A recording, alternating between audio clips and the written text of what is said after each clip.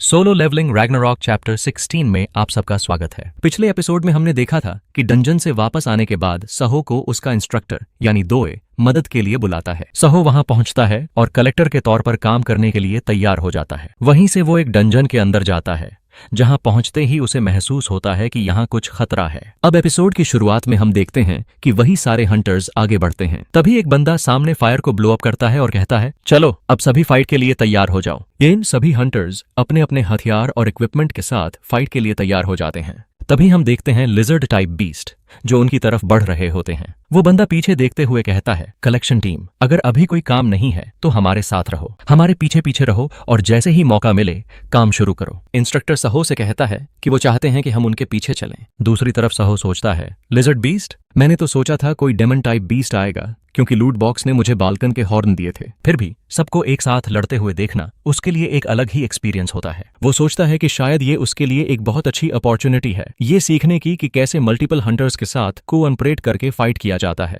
तभी वो अपना शैडो डैगर निकालता है और कहता है, अराइज। और ये कहते ही हम देखते हैं कि वहां उसके सारे शैडो सोल्जर्स एक एक करके सामने आ जाते हैं। उन्हें देखकर सहो सोचता है, जैसे जैसे मेरा इंटेलिजेंस स्टैट बढ़ रहा है वैसे वैसे मेरे शैडो सोल्जर्स की लिमिट भी बढ़ती जा रही है। कम से कम अब तक मैं 7 शैडो सोल्जर्स अपने पास रख सकता हूं। बहुते दूसरी तरफ लिजर्ड टाइप बीस्ट को मारने के बाद वो बंदा आगे देखता है और कहता है, लगता है ये जगह पूरी तरह से क्लियर हो चुकी है, चलो थोड़ा सा ब्रेक ले लेते हैं। अरे पीछे से दूसरा बंदा पूछता है, अभी? ये वो बंदा जवाब देता है, हाँ, क्योंकि अभी हम आगे नहीं जा सकते। कलेक्टर्स टीम सिर्फ 2 लोग हैं और वो मदद नहीं कर सकते, वो बस हमें होल्ड बैक कर रहे हैं। लेकिन तभी जब वो पीछे मुड़कर देखता है तो पूरी तरह शॉक हो जाता है क्योंकि कलेक्टर्स का काम पूरी तरह से खत्म हो चुका होता है, वो भी शैडो सोल्जर्स की मदद से। वो हैरानी से सामने देखते हुए सोचता है, क्या सच में कलेक्शन का काम पूरा हो चुका है? ये वो सहो की तरफ देखकर पूछता है, क्या ये सब तुम्हारे हैं? सहो शांत आवाज में कहता है, हाँ। ये सुनते ही वो बंदा उसका हाथ पकड़ लेता है और जोर से कहता है, प्लीज हमारे लिए एक एक्सक्लूसिव कलेक्टर बन जाओ, हमारे अटैक स्क्वाड के लिए। पे सहो कहता है,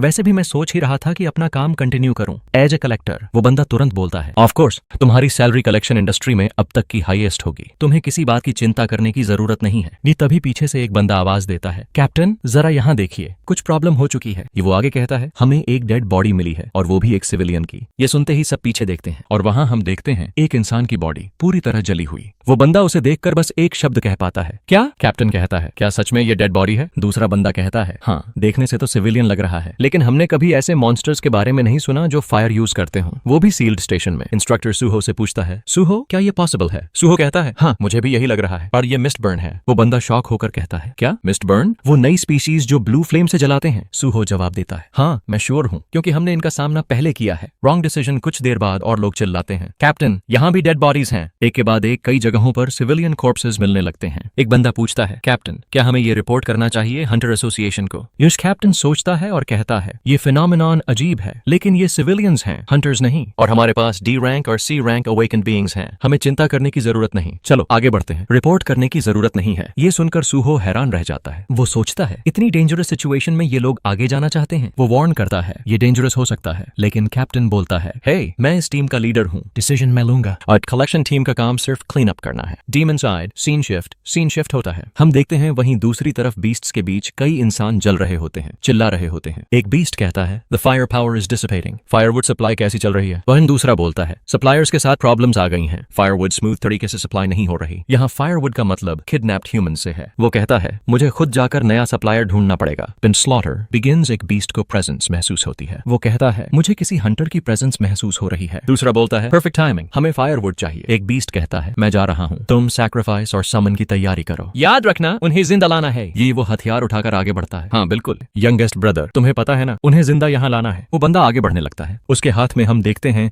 एक बहुत बड़ा हथियार। वो कहता है, हाँ बिल्कुल। वो सीन शिफ्ट होता है। दूसरी तरफ हम देखते हैं वही सारे हंटर्स जो अब तक कई सारे बीस्ट को मार चुके होते हैं। वो बंदा यानी टीम लीडर खुद को हील करते हुए कहता है, देख के ऐसा लग रहा है कि हमारा काम सक्सेसफुल रहा, यहाँ आना फायदेमंद रहा। दूसरा बंदा बोलता है, हाँ बॉस, ये एक बहुत अच्छा हंट था। टीम लीडर कहता है, हाँ, अगर हमारे पास ऐसे ही स्किल्ड कलेक्टर्स रहें तो सब कुछ और भी आसान हो जाएगा। फाइनली शायद मैं तुम्हें सेविंग भी कर पाऊं। तभी वो अपने पॉकेट से एक बॉल निकालता है और सबको दिखाते हुए कहता है, क्या तुम सबने कभी स्टारडस्ट के बारे में सुना है? और ये देखकर सब लोग हैरान हो जाते हैं। बॉस, आपके पास स्टारडस्ट? ये कैसे मिला? मैंने सुना है इससे लोगों का पावर बहुत ज्यादा इंप्रूव हो जाता है। वो कहता है, हाँ मैंने भी यही सुना है, लेकिन इसका असर सिर्फ एक हफ्ते तक ही रहता है। पर लोग कहते हैं कि ये लोअर रैंक को एक पूरा लेवल तक बढ़ा सकता है। वो आगे सोचते हुए कहता है, अगर मैं इसे ले लूं तो शायद मेरा मैजिक पावर सी रैंक या उससे भी हायर चला जाए। लेकिन तभी हम देखते हैं वही बीस्ट वहां आ जाता है। उसे देखते ही वो इंस्टेंट टीम लीडर के पास पहुंच जाता है। उसका ऑरा महसूस करते ही वो पूरी तरह शॉक हो जाता है। कुछ समझने से पहले ही वो बीस्ट कहता है, ओप्स, मैंने तुम्हें मार दिया। और तभी हम देखते हैं वो अपने डबल स्वॉर्ड से उस पर हमला करता है। फिर वो खुद से कहता है, अरे नहीं, मुझे तो इन लोगों को जिंदा कैप्चर करना था। उसका अटैक इतना खतरनाक होता है कि टीम लीडर के हाथ से स्टारडस्ट की बॉल छूट जाती है और बहुत दूर जाकर गिरती है। वो बीस्ट को देखकर डर जाता है। वो बीस्ट बोलता है, एक डबल एस स्वॉर्ड और तुम मार भी नहीं पा रहे। दूसरी तरफ बाकी लोग उसे देखते ही डर जाते हैं। क्या डीमनिक बीस्ट? अब हम देखते हैं वो बीस्ट एक एक करके सब पर अटैक करता है। धीरे धीरे सबको मारते हुए आगे बढ़ता है। कुछ देर बाद वो गिनता है, 1 2 3। तुम सब मिलाकर टोटल 10 हो। ओपोनेंट थोड़ा ट्रिकी है, पर हमें 10 लोगों की जरूरत नहीं। तभी हम देखते हैं वो अपने पास से भी उसी तरह की एक स्टारडस्ट बॉल निकालता है। उसके हाथ में स्टारडस्ट देखकर सारे लोग और भी ज्यादा डर जाते हैं, चिल्लाते हैं, क्या स्टारडस्ट मॉन्स्टर्स भी स्टारडस्ट कंज्यूम कर सकते हैं? वो मॉन्स्टर कहता है, करेक्ट। ये सुनते ही सारे हंटर्स उसकी तरफ दौड़ पड़ते हैं। स्टारडस्ट का इफेक्ट आने से पहले ही इसे मार दो, एवरीवन चार्ज। लेकिन तब तक वो स्टारडस्ट कंज्यूम कर चुका होता है और फिर हम देखते हैं वो एक एक करके सबको स्लैश करता जाता है। चारों तरफ चीखें। तभी बापे, जिसके पास फायर पावर था, उस पर अटैक करता है। अचानक सब तरफ अंधेरा छा जाता है। क्या लाइट? मुझे कुछ दिखाई नहीं दे रहा। अंधेरे में भी वो बीस्ट सबको मारता चला जाता है।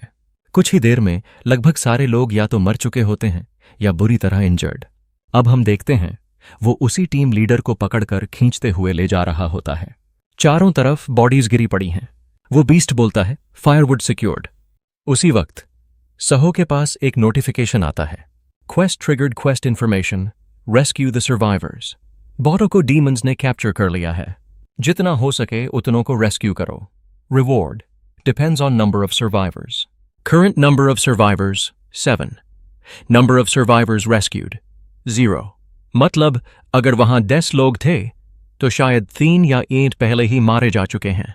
नोटिफिकेशन देखते ही सहो उस दिशा में देखता है और कहता है, डीमन, मैं आ रहा हूं। उसे कुछ बहुत अजीब सा महसूस होता है। वो बार बार बेरू की तरफ देखता रहता है। बेरू पूछता है, क्या हुआ लिटिल लॉर्ड? सहो कहता है, एक क्वेस्ट अपीयर हुआ है। ऐसा लग रहा है कि आसपास किडनैपिंग हो रही है। क्वेस्ट में लिखा होता है, जितने लोगों को मैं बचाऊंगा रिवॉर्ड उतना ही ज्यादा होगा। सहो सोचता है, शायद लोग यहाँ बहुत जल्दी बड़े खतरे में पड़ने वाले हैं। और तभी वो अपने इंस्ट्रक्टर यानी हयंग से कहता है, हयंग, मुझे लगता है रेड पार्टी के साथ कुछ हुआ है। हमें जल्दी से जल्दी यहाँ से बाहर निकलना होगा। ये सुनकर हयंग चौंक जाता है। तुम्हें कैसे पता? सहो कहता है, मेरी गट फीलिंग कह रही है। मैं गॉब्लिन्स भेज रहा हूँ, वो तुम्हें एग्जिट का रास्ता दिखा देंगे। हम देखते हैं गॉब्लिन्स हयंग को आगे बढ़ने के लिए इशारा करने लगते हैं। तभी हयंग रुकता है। रुको, 1 मिनट रुको। और तुम्हारा क्या सहो? सहो जवाब देता है, मुझे वहां जाना होगा। रेड पार्टी को चेक करना होगा कि वो लोग ठीक हैं या नहीं। ये सुनकर हयंग पहले हैरान होता है, फिर खुद को शांत करता है। हाँ, तुम सही कह रहे हो। वैसे भी अगर मैं यहाँ रहा तो तुम्हारे रास्ते में ही आऊंगा। मैं हंटर एसोसिएशन को मदद के लिए बुलाता हूँ। सहो कहता है, थैंक यू सो मच। हयंग के जाने के बाद हम देखते हैं सहो ग्रे को बुलाता है। शैडो के अंदर से ग्रे निकलता है, ग्रोएल करता है और फिर अचानक उसका रूप बदल जाता है। दोनों मर्ज हो चुके होते हैं। उसके हाथ में वही गॉन्टलेट होता है जो वल्कन के हॉर्न से बना हुआ है। सहो कहता है, हमें जितना जल्दी हो सके उतना जल्दी वहां पहुंचना होगा। ये कहते ही वो पूरी स्पीड से दौड़ पड़ता है। सीन शिफ्ट होता है। हम रास्ते देखते हैं। चारों तरफ खून बिखरा हुआ है। हालात बेहद खराब हैं। और तभी हम रेड टीम के लीडर को देखते हैं। उसकी हालत बहुत खराब है। नाक, मुंह, हर जगह से खून बह रहा है। उसे खींचते हुए वही डीमन बोलता है, रूट सिक्योर्ड। दूसरा भाई कहता है, वाह, तुम यहाँ बहुत जल्दी आ गए मेरे भाई। हमने जितना एक्सपेक्ट किया था उससे भी ज्यादा जल्दी। तो तुम्हें पता है गेट्स जल्दी ही ओपन होने वाले हैं और डीमन भी जल्दी ही समन होंगे। वो जवाब देता है, मैं फास्ट हूँ, मैं जीतता हूँ। दूसरा भाई हंसता है, ठीक है, तुम्हारी जीत की खुशी में चलो काम और तेज करते हैं। वैसे भी ये बहुत अच्छा हुआ कि अब हमारे पास फायर रूट की कोई कमी नहीं है। अब हम इस स्टारडस्ट की बैच को पूरी तरह तैयार कर पाएंगे। इसमें अब कोई गड़बड़ नहीं आएगी। वो भी ये सुनते ही मेन ब्रदर की आंखों में ग्लो दिखाई देता है, बिल्कुल वैसा ही जैसा हमने पहले ब्रोकी की आंखों में देखा था। वो कहता है, दी पॉइजन जो डीमन सीक्रेट आर्ट के थ्रू पास डाउन होता है, ब्लड रेस पॉइजन, ये इतना ताकतवर है कि दूसरों की मैजिकल पावर को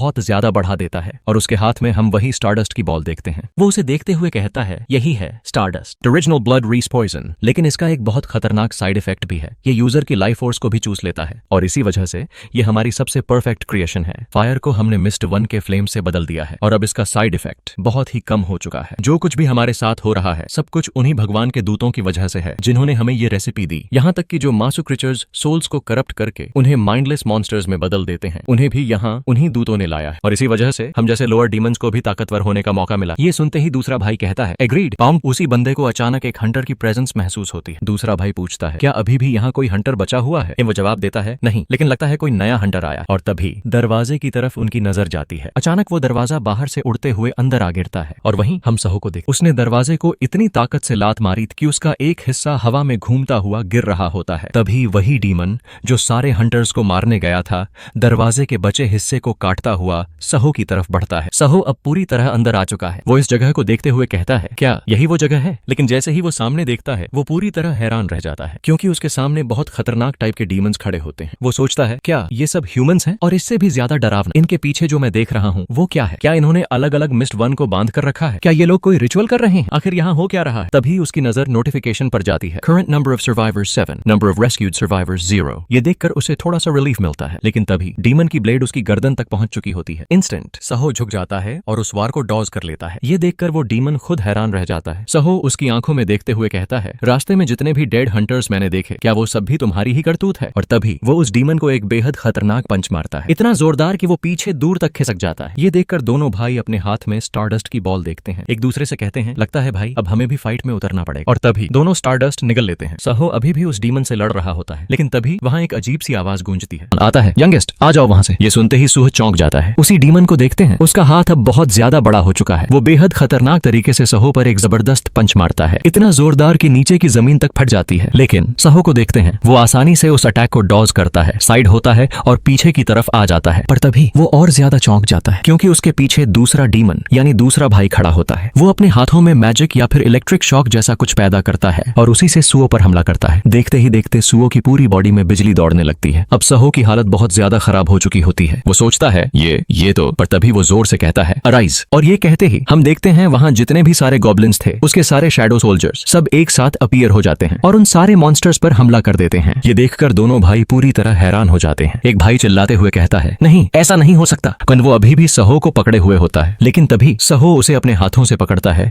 और जोर से दूर फेंक देता है। अब ये देखकर दोनों भाई आपस में बातें करने लगते हैं। भाई ये क्या? दूसरा भाई कहता है, हाँ, देख के तो ऐसा ही लग रहा है जैसे हम अपने सामने शैडो मोनार्क को देख रहे हों।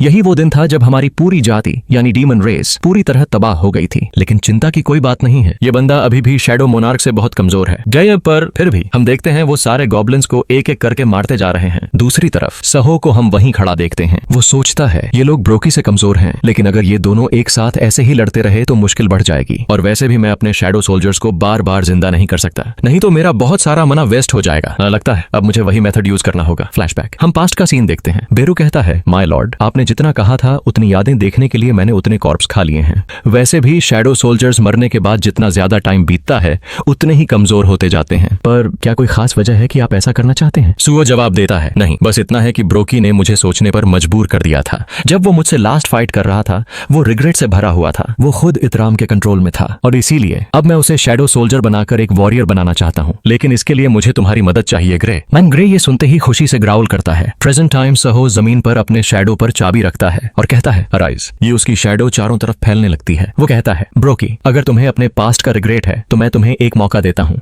एक बार फिर फाइट करने का। अगर तुम अब भी फाइट करना चाहते हो तो मुझे जवाब दो। बहुत दूर हम ब्रोकी की बॉडी को गिरी हुई देखते हैं। शैडोज उसके अंदर समाने लगते हैं। कुछ देर बाद ब्रोकी उठता है। अब वो सहो का शैडो बन चुका होता है। वो जमीन तोड़ते हुए बाहर निकल आता है। ये देखकर एक डीमन चिल्लाता है, क्या ब्रोकी? क्या इसका मतलब इसी बंदे ने उसे मारा था? वेरल सहो कहता है, और अब ग्रे और ब्रोकी दोनों मेरे साथ फाइट करेंगे। अब हमारे नंबर उनके नंबर के बराबर हो चुके हैं। और दूसरी तरफ बेरू ये सब देखकर जलने लगता है। वो सोचता है, माय लॉर्ड, मैं भी यहाँ हूँ। और मैं सहो गुस्से में कहता है, ठीक है, अब देखते हैं ये सब कहाँ तक जाता है। और तभी कुछ अजीब होता है। एक रेड डंजन या पोर्टल ओपन होता है। उसके अंदर से कोई बाहर आने लगता है और तभी हम एक एल्फ लड़की को देखते हैं। वो इन सबको लड़ते हुए देखकर सोचती है, तो यही है, यहीं पर ये एपिसोड खत्म होता है। अगला एपिसोड अगले हफ्ते यानी थर्सडे को आएगा। अगर आपको ऐसे ही जल्दी जल्दी अपडेट चाहिए तो चैनल को सब्सक्राइब करो, वीडियो को लाइक करो और stay tune. Thank you so much.